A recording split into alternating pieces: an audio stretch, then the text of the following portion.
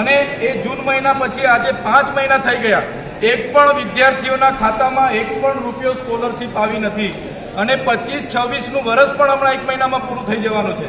ત્યારે આદિજાતિ વિકાસ વિભાગ આદિજાતિના વિદ્યાર્થીઓના અભ્યાસ માટે પૈસા જે બને છે, ગયા વર્ષનું બજેટ 3410 કરોડ રૂપિયા હતું, આગલા વર્ષનું બજેટ 24-25માં 3410 કરોડ હતું, આ વર્ષનું બજેટ 5000 કરોડથી પણ વધારે છે।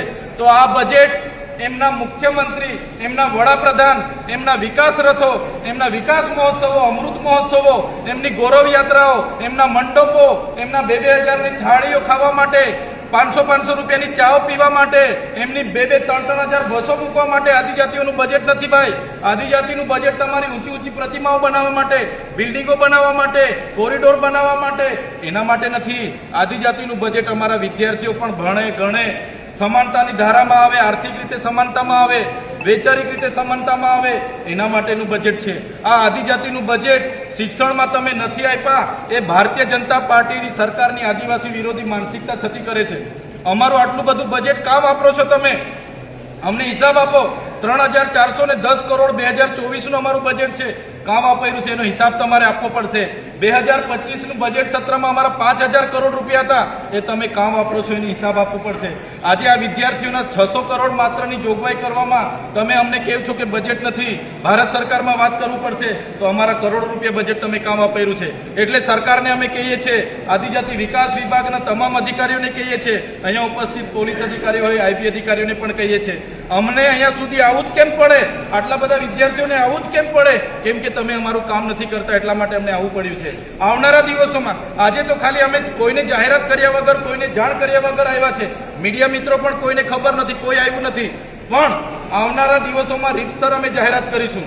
9મી ડિસેમ્બર એટલે કે 15 દિવસ બાદ જો ભાજપની ગુજરાત સરકાર 24-25ના મેનેજમેન્ટ કોટા અને વીકેન્ડ કોટાના વિદ્યાર્થીઓના ખાતામાં સ્કોલરશીપ જમા નહીં કરશે, તો આવનારી 9 ડિસેમ્બરે બધા જ લોકોને આહવાન કરીશું, વાલીઓને આહવાન કરીશું, વિદ્યાર્થીઓને આહવાન કરીશું, સંસ્થાના વડાઓને આહવાન કરીશું અને હજારોની સંખ્યામાં ગાંધીનગર ઉપસ્થિત થઈશું અને સચિવાલયનો ઘેરાવો કરીશું। પછી પણ કંઈ નથી થતું તો પછીના જે પણ કાર્યક્રમો આદિજાતિ વિસ્તારમાં સરકારના હશે, એ ચાહે વડાપ્રધાનના હશે, રાષ્ટ્રપતિના હશે કે રાજ્યપાલના હશે, એનો આદિજાતિ વિસ્તારના 14 જિલ્લામાં અમે બહિષ્કાર કરીશું। સરકારનો એક પણ કાર્યક્રમ નહીં થવા દઈએ।